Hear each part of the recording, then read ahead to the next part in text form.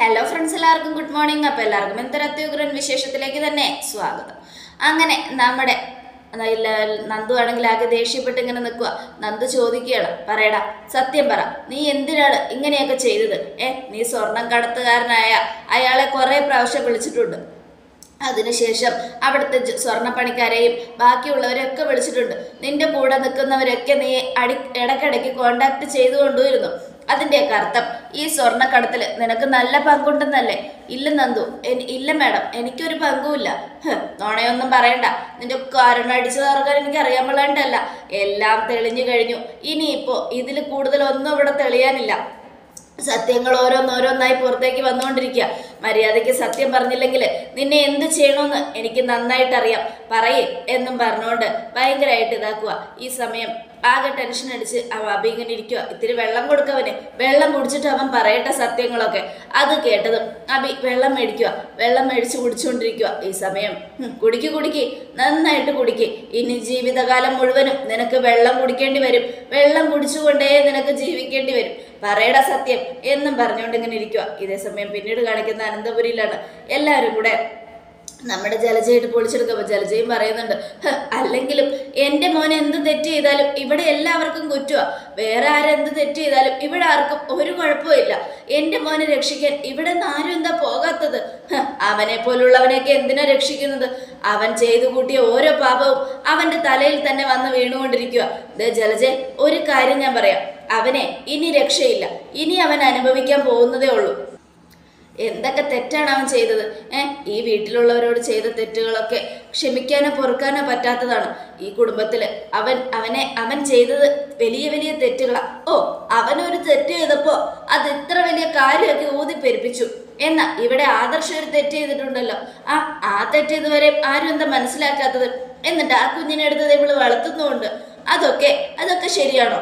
അഭി എന്ത് ചെയ്താലും തെറ്റ്, ആദർശം എന്ത് ചെയ്താലും ന്യായം. ഏട്ടത്തെ, ഒരു കാര്യം ഞാൻ പറഞ്ഞേക്കാം. എനിക്ക് നല്ല സങ്കടമുണ്ട്.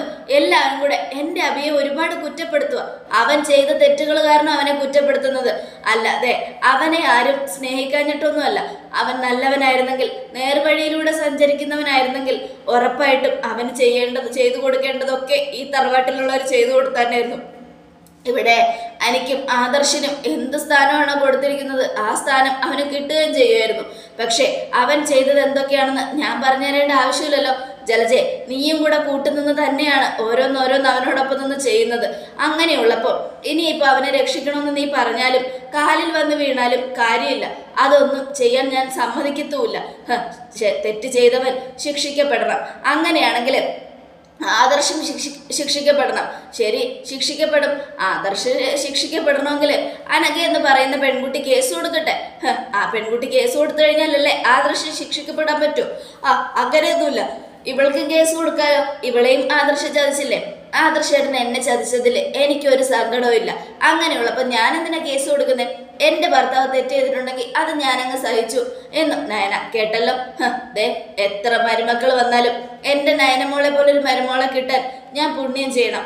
എൻ്റെ മോനെ തെറ്റ് ചെയ്തിട്ടുണ്ടെങ്കിലും എൻ്റെ നയനമോള് അവനെ കുറ്റപ്പെടുത്തില്ല. അവൻ ചെയ്ത തെറ്റ് എന്തിനാണ്, അതെന്തിനു വേണ്ടി അവൻ ചെയ്തു എന്നൊക്കെ അന്വേഷിക്കും. ജലജെ, നീ കൂടുതൽ കിടന്ന് വിളയല്ലേ. ഇനി എൻ്റെ ആദർശ മോനെ നീ കുറ്റപ്പെടുത്തിയാലുണ്ടല്ലോ, നിന്റെ കരുണടിച്ച് ഞാൻ പൊളിക്കും. അടിച്ചോ, എൻ്റെ കരണത്തടിച്ചോ, എനിക്കതിൽ കുഴപ്പമൊന്നുമില്ല. ഞാനതങ്ങോട്ട് സഹിക്കും. പക്ഷെ എൻ്റെ മോനെ ജയിലിലാക്കിയവരോട് ഞാൻ ഒരിക്കലും ക്ഷമിക്കില്ല. ആ നന്ദു, അവളെ ഞാൻ ഈ ജന്മം വെറുതെ വിടില്ല. നീനക്ക് അവളെ ഒന്ന് തൊടാൻ പോലും പറ്റില്ല. അവളെ പോലീസ് ആകുന്നതിന് മുമ്പ് തന്നെ ചുണക്കുട്ടിയാ. അങ്ങനെയുള്ളപ്പോൾ അവളെ നിനക്ക് എന്ത് ചെയ്യാൻ പറ്റും? നീ ഒന്ന് ചിന്തിച്ച് നോക്ക് ജലജെ. നിനക്ക് അഹങ്കാരം കൂടി, അതുകൊണ്ട് ഇങ്ങനെയൊക്കെ സംഭവിക്കുന്നത്. ഒരു കാര്യം ഞാൻ പറയാം, ഇനി യാതൊരു കാരണം വെച്ചാലും അബിയെ രക്ഷിക്കണമെന്ന് പറഞ്ഞ് സ്റ്റേഷനിലേക്ക് എങ്ങനെ പോയേക്കരുത്. പിന്നെ നിനക്ക് കൂട്ടുപങ്കാണെന്നും പറഞ്ഞ് അവള് നിന്നെ എടുത്ത് അകത്തിടും, നോക്കിക്കോ എന്നൊക്കെ പറയാ. ആരൊക്കെ അകത്തിട്ടാലും എൻ്റെ മോനൊരു പാവ. അവനെ എല്ലാവരും കൂടെ ഇട്ട് ചവിട്ടുകൊട്ടിലിട്ട് ചവിട്ടി കൂട്ടുക. എല്ലാം എനിക്ക് മനസ്സിലാവുന്നുണ്ട്. ഇവള് ചേച്ചിയും അനിയത്തിയും കൂടെ ചേർന്ന് എൻ്റെ മോനെ ഇവിടുന്ന് കെട്ടിക്കാനുള്ള പരിപാടിയാ. നിന്റെ മോനെ ഇവിടുന്ന് കെട്ടിച്ചിട്ട് നയനമോൾക്ക് എന്ത് കിട്ടാനാ? നീ ഒന്ന് ആലോചിക്കണം ജലജെ. എന്തൊക്കെയായാലും നയനമോളുടെ ചേച്ചിയുടെ ഭർത്താവാണ് അഭി. അങ്ങനെയുള്ളപ്പോ അവനെ ഇവിടുന്ന് പറഞ്ഞു വിടാനൊന്നും നയനമോള് ശ്രമിക്കില്ല. നീയാണ് അങ്ങനെയൊക്കെ ചെയ്തത്. ഞാൻ അങ്ങനെയൊന്നും ചെയ്യില്ല. എന്റെ മോൻ എന്തെങ്കിലും സംഭവിച്ചാ പിന്നെ ഞാൻ വെറുതെ അതാരാണെങ്കിലും അതിനുള്ള ശിക്ഷ ഞാൻ തന്നിരിക്കും എന്നൊക്കെ പറയാ. അത് കേട്ടോണ്ട് നവ്യ വരിക. കുഞ്ഞിനെ കൊണ്ട് വരുന്ന നവ്യയെ കണ്ടിട്ട് നമ്മുടെ ജലജ, കണ്ടോ മോളെ, ഇവിടെ ആർക്കും നമ്മളോട് സ്നേഹമില്ല, നിന്റെ ഭർത്താവിനോട് സ്നേഹമില്ല. എല്ലാവരും കൂടെ ആദർശിനെ മാത്രം പുകഴ്ത്തി പറയോ. അവൻ എന്ത് തെറ്റ് ചെയ്താലും ഇവിടെ ആർക്കും കുഴപ്പമില്ല. വല്ലാത്തൊരു കഷ്ടമാണ് ഇവിടെ ഉള്ളവരുടെ കാര്യം. നമ്മളിവിടെ അധികപ്പറ്റ മോളെ. അമ്മയെ കുഞ്ഞിനെ ഒന്ന് പിടിച്ചേ. ചേച്ചി എവിടെ പോവാ? ഞാൻ ചിലപ്പോൾ ആറ്റിച്ചാടും, ഇല്ലെങ്കിൽ തൂങ്ങിച്ചാകും, ഇല്ലെങ്കിൽ ട്രെയിനിന് മുന്നിലേക്ക് ചാടും. അതൊക്കെ അറിഞ്ഞിട്ട് നീ എന്ത് ചെയ്യാൻ പോവാ? എൻ്റെ ജീവിതം എന്ത് ചെയ്യണമെന്ന് എനിക്കറിയാം. നിങ്ങൾ ആരും എന്നോട് ഇനി ഒന്നും ചോദിക്കണ്ട. ചേച്ചി എവിടെ പോവാണെന്ന് പറയാൻ മനസ്സിലടി. ഞാൻ എനിക്ക് ഇഷ്ടമുള്ളിടത്തേക്ക് പോകും. ദേ, ഒരു കാര്യം ഞാൻ പറഞ്ഞേക്കാം. എൻ്റെ അഭിക്ക് എന്തെങ്കിലും സംഭവിച്ചാ പിന്നെ ഞാൻ ജീവനോട് ഇരിക്കില്ല. നീ വിളിച്ചു പറഞ്ഞേരെ നിന്റെ അനിയത്തിയോട്. അവളിനി എൻ്റെ അനിയത്തിയല്ല. എൻ്റെ ഭർത്താവിനെ എൻ്റെ മുന്നിലിട്ട് അറസ്റ്റ് ചെയ്തവള് ഇനി ഒരിക്കലും എനിക്ക് അനിയത്തിയല്ല. ചേച്ചി കാര്യം അറിയാതെയാണ് ഇങ്ങനെയൊക്കെ സംസാരിക്കുന്നത്. അവൻ ചെയ്ത തെറ്റുകൊണ്ടാണ് അവനെ അറസ്റ്റ് ചെയ്തത്. അവനൊരു കള്ളക്കടത്ത് സ്വർണ്ണ വിറ്റൂന്ന് പറഞ്ഞ് ഇത്ര വലിയ കാര്യമൊക്കെ ഊതിപ്പരിപ്പിച്ച് അവനെ അറസ്റ്റ് ചെയ്ത് ജയിലിൽ കൊണ്ടുപോയിടേണ്ട വല്ല ആവശ്യമുണ്ടോ? അതിനേക്കാളും വലിയ തെറ്റല്ലേ ആദർശിടം ചെയ്തത്. അനഘ എന്ന് പറയുന്ന ഒരു പെൺകുട്ടിയെ പീഡിപ്പിച്ച് ആ പെങ്കൊച്ചിനൊരു കുഞ്ഞിനെ കൊടുത്ത് അതിനുശേഷം ആ പെങ്കൊച്ചിനെ ഉപേക്ഷിച്ചിട്ട് നിന്നെ കല്യാണം കഴിച്ചത്. അത്രയ്ക്ക് വലിയ തെറ്റൊന്നും അല്ലടി എൻ്റെ അഭി ചെയ്തത്. ആദ്യം ആദർശേട്ടനോട് പോയി നന്നാവാൻ പറ, എന്നിട്ട് എൻ്റെ അഭിയെ നന്നാക്കാൻ പാ എന്നൊക്കെ പറഞ്ഞുകൊണ്ട് നമ്മുടെ നവ്യ ഇറങ്ങി ദേഷ്യത്തോടെ അങ്ങ് പോവുക. അമ്മേ, ഞാൻ ഒരിടം വരെ പോവുക. എങ്ങോട്ട് പോവാന്ന് പറ ചേച്ചി, പറയാൻ മനസ്സില്ലടി എന്നും പറഞ്ഞുകൊണ്ട് നവ്യ അങ്ങ് പോയി. ഈ സമയം എന്തൊരു കഷ്ടം ഇത്. കണ്ടല്ലോ, അഭിക്ക് എന്തെങ്കിലും സംഭവിച്ചാ ആത്മഹത്യ ചെയ്യും അവൾക്ക് അത്രയ്ക്ക് ഇഷ്ടം എൻ്റെ മോനെ. സത്യങ്ങളൊന്നും അറിയില്ല. നവ്യങ്ങാനും സത്യങ്ങൾ അറിഞ്ഞു കഴിഞ്ഞാൽ പിന്നെ നിന്റെ മോനെ അവളായിരിക്കും ആദ്യം കൊല്ലുന്നത്. എന്ത് സത്യം? എല്ലാവരും കൂടെ കൂടെ ഇത് പറയുന്നുണ്ടല്ലോ. പറയേ, എന്താ എൻ്റെ മോൻ എന്താ ചെയ്തെന്ന് എല്ലാവരും പറ. അത് കേട്ടതും അതിപ്പോൾ പറഞ്ഞാലേ നീയും ചിലപ്പോൾ ഇവിടെ നിന്ന് ഇറങ്ങിപ്പോകേണ്ടി വരും. അച്ഛനും അമ്മയൊക്കെ ഒരുപാട് കഷ്ടപ്പെട്ട ഇവിടെ എല്ലാം കൂടെ ചെയ്തു കൂട്ടിയത്. മൂർത്തീസ് ജ്വല്ലറി ഇത്രയും കഷ്ടപ്പെട്ട് കെട്ടിപ്പൊക്കി കൊണ്ടുവന്നിട്ട് അതിൻ്റെ പേര് നഷ്ടപ്പെടുത്താൻ നോക്കിയവനെ ഇനി ഒരിക്കലും ക്ഷമിക്കാനോ പൊറുക്കാനോ കഴിയില്ല. എല്ലാവരും കൂടെ ചേർന്ന് എന്തൊക്കെ ചെയ്താലും ഇനി അങ്ങോട്ട് വരാൻ പോകുന്നത് നിസ്സാരമായ കാര്യമല്ല എന്നൊക്കെ പറഞ്ഞുകൊണ്ട് നമ്മുടെ ഇതൊക്കെ ദേഷ്യപ്പെട്ട് ഇങ്ങനെ നിൽക്കുക. ഈ സമയം ജലജിയാണെങ്കിൽ കുഞ്ഞിനെ കൊണ്ട് അങ്ങ് പോയി. ഇതേ സമയം നമ്മുടെ നവ്യാണ് കാണിക്കുന്നത്. നവ്യ നേരെ വീട്ടിലെത്തിയത്. അപ്പോൾ കോളിംഗ് ബെൽ അടിച്ചതും കനക വാതിൽ തുറന്നു. എന്താ മോളെ, എന്തു പറ്റി? അമ്മയ്ക്ക് അറിയോ? അമ്മയുടെ ഇളയ മോള് എൻ്റെ അഭിയെ പിടിച്ചോണ്ടുപോയി. എന്തിന്? സ്വർണ്ണക്കടത്തിൽ അഭിക്ക് പങ്കുണ്ടെന്ന്. അങ്ങനെയാണെങ്കിൽ അവ ശിക്ഷിക്കപ്പെടണം മോളെ. അമ്മയും ഇങ്ങനെ പറയുവാണോ? അമ്മ ഇത് മനഃപൂർവ്വം ഉണ്ടാക്കിയ കഥയാ അമ്മ. ഒരിക്കലും എൻ്റെ അഭി അങ്ങനെയൊന്നും ചെയ്യില്ല. എൻ്റെ മോളെ, നന്ദു ഒരു സത്യം കണ്ടുപിടിക്കാതെ ആരെ അങ്ങനെ അറസ്റ്റ് ചെയ്യില്ല. അവൾ എടുത്ത് ചാടത്തുമില്ല. അഭി ചിലപ്പോൾ അങ്ങനെ ചെയ്തു കാണും, അതായിരിക്കും അവൾ പിടിച്ചത്. ഇല്ലമ്മേ, എന്തൊക്കെയായാലും എനിക്ക് എൻ്റെ അഭിയെ വേണം. അച്ഛനൊന്ന് റെഡിയായിട്ട് വാ. നമുക്ക് സ്റ്റേഷൻ വരെ ഒന്ന് പോകണം. അഭിയെ ജാമ്യത്തിൽ ഇറക്കണം. നന്ദുവിനോട് അച്ഛൻ സംസാരിച്ച അവൾ കേൾക്കും. അത് കേട്ടത് വേണം മോളെ. അവൻ തെറ്റ് ചെയ്തിട്ടല്ലേ അവനെ പിടിച്ചുകൊണ്ട് അപ്പം നമ്മൾ പോയി സംസാരിച്ച അത് നന്ദുവിന് കുറച്ചിലല്ലേ? എനിക്ക് എൻ്റെ ഭർത്താവാ വലുത്, അല്ലാതെ അവളുടെ കുറച്ചിലും പിടിച്ചിലും ഒന്നും അല്ല. അച്ഛൻ വാ എന്നും പറയാ. ഇത് കേട്ടതും നമ്മുടെ ഗോവിന്ദ റെഡിയായിട്ട് ശരി എന്നാൽ ഞാൻ വരാം എന്നും പറഞ്ഞുകൊണ്ട് നവ്യയോടൊപ്പം പോവാ. അവനെ അറസ്റ്റ് ചെയ്തത് എന്തായാലും നന്നായി. എനിക്ക് സന്തോഷമായി മോളെ.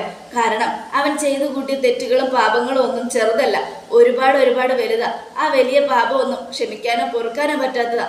അവൻ ചെയ്തു കൂട്ടിയ ഓരോ പാപങ്ങളും അവൻ്റെ തലയിലേക്ക് വന്ന് വീഴുക. പക്ഷെ അമ്മ എന്തിനാ ഇങ്ങനെയൊക്കെ പറയുന്നേ? അവൻ അങ്ങനെയുള്ള തെറ്റുകളൊന്നും ചെയ്തിട്ടില്ല. ആദർശേട്ടൻ ചെയ്തതിനേക്കാൾ വലിയ തെറ്റാണോ അവൻ ചെയ്തത് എന്നൊക്കെ പറഞ്ഞുകൊണ്ട് നമ്മുടെ നവ്യ ഗോവിന്ദനെ വിളിച്ചുകൊണ്ട് അങ്ങ് പോവുക. ഈ സമയം പിന്നീട് കാണിക്കുന്നത് നമ്മുടെ നന്ദുവിനെയാണ്. നന്ദു ചോദ്യം ചെയ്തുകൊണ്ടേ ഇരിക്കുക. ഓരോ ചോദ്യം ചെയ്യുമ്പോഴും അവയ്ക്ക് പേടിച്ചിരിക്കുക. പറയടാ, സത്യം പറയടാ, നീ ഇനിയെല്ലാം എല്ലാം പറഞ്ഞു കഴിഞ്ഞതുകൊണ്ട് ഇനി നിന്നോട് ചോദിക്കാനുള്ളതൊക്കെ ഞാൻ ചോദിച്ചതുകൊണ്ടേ ഇരിക്കും. ഓരോന്നായിട്ട് നീ പറഞ്ഞുകൊണ്ടേ ഇരിക്കണം എന്നൊക്കെ പറഞ്ഞുകൊണ്ട് നന്ദു അഭിയോട് ഇങ്ങനെ ചോദിക്കുക. എല്ലാ സത്യങ്ങളും അഭി പറഞ്ഞു കഴിഞ്ഞു. ഇനിയും പറയണം എന്നൊക്കെ പറയാ. പാവ അനഘ, ആ അനഘയുടെ ജീവിതം നീ നശിപ്പിച്ചില്ലേടാ. ആ അനഘേച്ചിയെ നീ ചതിച്ചില്ലേടാ. എൻ്റെ നവ്യേച്ചി ഒരുപാട് സന്തോഷത്തോടെ ജീവിക്കുന്നേ. നിന്റെ സ്നേഹം ഇപ്പൊ കിട്ടുന്നതുകൊണ്ട്. എന്നാലേ എല്ലാ സത്യങ്ങളും അറിഞ്ഞു കഴിയുമ്പോൾ നിന്നെ കൊല്ലുന്നത് ആദ്യം അവരായിരിക്കും എന്നൊക്കെ പറഞ്ഞുകൊണ്ടിരിക്കുമ്പോൾ മാഡത്തിൻ്റെ അച്ഛനും ആ ചേച്ചിയും വന്നിട്ടുണ്ട്. എൻ്റെ ചേച്ചിക്ക് നിന്നെക്കുറിച്ച് അറിയില്ലടാ, നിന്നെ ആത്മാർത്ഥമായിട്ട് സ്നേഹിക്കുക. നിന്നെക്കുറിച്ച് എങ്ങാനും അറിഞ്ഞു കഴിഞ്ഞാലുണ്ടല്ലോ പിന്നെ തീർന്നു. നിന്നെക്കുറിച്ച് അറിയാത്തത് കൊണ്ടാണ് എൻ്റെ ചേച്ചി അച്ഛനുമായിട്ട് വന്നിരിക്കുന്നത്. ഞാൻ ഒന്ന് കണ്ടേച്ച് വരാം. സത്യങ്ങളൊക്കെ തുറന്ന് പറഞ്ഞതുകൊണ്ട് നിന്റെ കാരണം അടിച്ചു പൊളിക്കാൻ എനിക്ക് തോന്നുന്നേ എന്നും പറഞ്ഞുകൊണ്ട് നന്ദു അങ്ങ് പോവുക. അത് കണ്ടതും അഭി ദേഷ്യപ്പെട്ട് അങ്ങ് ചാടി എഴുന്നേക്കുക. എന്താടാ നിന്ന് തിളയ്ക്കുന്നേ എന്ന് മറ്റൊരു പോലീസുകാരൻ. എന്താടോ ഞാൻ തിളയ്ക്കും? ആഹാ എന്നാ നിന്റെ തിളപ്പൊന്ന് കാണട്ടെ എന്ന് പറഞ്ഞുകൊണ്ട് ഒരൊറ്റ അടി അഭിയുടെ കാരണത്തിട്ട്. ഡാ നീ എന്നെ തല്ലുവല്ലേ? ഞാൻ അനന്തപുരിയിലെ പയ്യനാ. നീ അനന്തപുരിയിലെ പയ്യനായതുകൊണ്ട് തന്നെയാണ് തല്ലിയത്. അനന്തപുരിയിലെ പയ്യന്മാരെ അങ്ങനെ തല്ലാൻ കിട്ടാറില്ല. എന്തായാലും മേഡം ഇവിടെ ഉള്ളതുകൊണ്ട് അങ്ങനെ ഒരു അവസരം കിട്ടി, അതുകൊണ്ട് അത് തൊട്ടും പാഴാക്കുന്നുമില്ല എന്നും പറഞ്ഞ് അഭിയെ കുനിച്ച് നിർത്തി കൂമ്പിനിട്ടും മുതുകത്തിട്ടൊക്കെ നല്ല ഇടിയും കൊടുത്ത് ഈ സമയം അഭി തല്ലല്ലേ കൊല്ലല്ലേ എന്നൊക്കെ പറഞ്ഞുകൊണ്ട് കരയുക. പിന്നീട് നന്ദുവും ഗോവിന്ദനും കൂടെ അഭിയെ വിട്ടയക്കണമെന്ന് പറയാ. ഇല്ലച്ചാ, ഇവിടെ കുടുംബമൊന്നും എനിക്കൊരു പ്രശ്നമല്ല. കുടുംബത്തിന് വേണ്ടിയല്ല ഞാൻ ഇവിടെ ചെയ്തത്. ഇവൻ ഇവിടെ കുറ്റവാളിയാണ്. ആ സമയത്ത് അവനെ അറസ്റ്റ് ചെയ്തിരിക്കുക. ഇനി അറസ്റ്റ് ചെയ്തതിൻ്റെ പേരിൽ അവനെ വിട്ടയക്കണമെന്ന് പറഞ്ഞാൽ ഒരു കുറ്റവാളിയെ വിട്ടയച്ചതിന് പിന്നെ എൻ്റെ ജോലി പോകും. എനിക്ക് എൻ്റെ ജോലിയാണ് ഇവിടെ പ്രാധാന്യം. തെറ്റ് ചെയ്തവൻ ശിക്ഷിക്കപ്പെടണം. അവനെ നമ്മൾ സപ്പോർട്ട് ചെയ്താൽ അവൻ ആ തെറ്റ് വീണ്ടും ആവർത്തിക്കും. അതുകൊണ്ട് ഞാൻ അവനെ വിടാൻ ഉദ്ദേശിക്കുന്നില്ല. അച്ഛനെന്നല്ല, റെക്കമെൻഡേഷനായിട്ട് ആര് വന്നാലും അഭി ജയിലിലേക്ക് പോവുക തന്നെ ചെയ്യും. ഇതെന്റെ വാശിയാ. ഓഹോ, അപ്പൊ നിനക്ക് എന്നെ വേണ്ട അല്ലേ? നിനക്ക് നിന്റെ ജോലിയും നിന്റെ വാശിയും ജയിക്കണമല്ലേ? അത് ചേച്ചി, എനിക്ക് എൻ്റെ ജോലിയും എൻ്റെ വാശിയും ജയിക്കണം. അതിനെനിക്ക് ഒരു മാറ്റവും ഇല്ല. ആരൊക്കെ എന്തൊക്കെ പറഞ്ഞാലും ശരി, അനന്തപുരിയിലെ മുത്തശ്ശനും റെക്കമെൻഡേഷനായിട്ട് വന്നാൽ പോലും ഞാൻ അഭിയെ വിടത്തില്ല. ചേച്ചി നോക്കിക്കോ എന്നും പറഞ്ഞുകൊണ്ട് ഇങ്ങനെ ഇരിക്കുക. ആഹാ, എന്നാ എൻ്റെ അഭിയെ എങ്ങനെ പുറത്തു കൊണ്ടുവരാൻ പറ്റുമെന്ന് ഞാനൊന്ന് നോക്കട്ടെ. നിനക്കുള്ള വാശി തന്നെ എനിക്കും ഉണ്ടടി. നിന്റെ ചോര തന്നെയാണ് ഞാനും. അതുകൊണ്ട് തന്നെ എനിക്കറിയാം എന്ത് ചെയ്യണമെന്ന്. വാ മര്യാദക്ക് എൻ്റെ അഭിയെ ഇറക്കി വിട്. ഇല്ല, പറ്റില്ലെന്ന് പറഞ്ഞില്ലേ മോളെ, നമുക്ക് പോകാം. അതെന്താച്ചാ അവിടെ നിന്ന് അവനെ ഇറക്കാൻ സഹായിക്കാമെന്ന് പറഞ്ഞുകൊണ്ടല്ലേ അച്ഛൻ വന്നത്. മോളെ, നന്ദു പറഞ്ഞതിലും കാര്യമുണ്ട്. നമ്മളിങ്ങനെ ഓരോന്ന് പറഞ്ഞ് അവളെ ദേഷ്യപ്പെടുത്തിച്ചിട്ട് കാര്യമില്ല. അഭി തെറ്റ് ചെയ്തിട്ടുണ്ടെങ്കിൽ അവൻ ശിക്ഷിക്കപ്പെടട്ടെ. തെറ്റ് ചെയ്തിട്ടില്ലെങ്കിൽ കോടതി തന്നെ അവനെ പുറത്തുവിടും. അതിനെന്തിനാ മോളിങ്ങനെ ടെൻഷൻ അടിക്കുന്നത്? അച്ഛ, എനിക്ക് എൻ്റെ കുഞ്ഞിൻ്റെ അച്ഛനെ വേണം. അവൻ വലുതാവുമ്പോൾ അവൻ്റെ അച്ഛനൊരു ജയിൽ പുള്ളിയാണെന്നും പറഞ്ഞല്ല എനിക്ക് അവനെ വളർത്തേണ്ടത്. അവൻ്റെ അച്ഛൻ നല്ലവനാണ്, അവൻ്റെ അച്ഛൻ നല്ല സ്വഭാവമുള്ളവനാണ്, നല്ല നല്ല മനസ്സുള്ളവനാണ് എന്നൊക്കെ പറഞ്ഞ അല്ലാതെ എനിക്ക് നല്ല സങ്കടമുണ്ട് അച്ഛാ. ഇതിനേക്കാളും എത്ര വലിയ തെറ്റാ ആദർശേട്ടൻ ചെയ്തത്. എന്നിട്ട് ആദർശേട്ടനോട് ആർക്കും ഒരു ദേഷ്യവും ഇല്ല. ആദർശേട്ടനെ എല്ലാവരും തലയെ കൊണ്ട് നടക്കുക. അതെന്താ മോളെ നീ അങ്ങനെ പറയുന്നേ? ശരി, ഇപ്പൊ ആദർശ ചെയ്ത തെറ്റിന് ഞാൻ ആദർശിനെ സപ്പോർട്ട് ചെയ്തു. അതേ തെറ്റ് നിന്റെ അഭിയാണ് ചെയ്തെങ്കിൽ നീ എന്ത് ചെയ്യും? അതേ തെറ്റ് എൻ്റെ അഭിയാണ് ചെയ്തെങ്കിൽ അവനെ കൊന്നിട്ട് ഞാൻ ജയിലിൽ പോകും. അല്ലെങ്കിൽ ഞാനും ചാകും. കാരണം എനിക്ക് അത്രയ്ക്ക് സ്നേഹം ഉണ്ടെങ്കിലും ഞാൻ അവനൊരു തെറ്റ് ചെയ്ത ക്ഷമിക്കുന്നവനല്ല.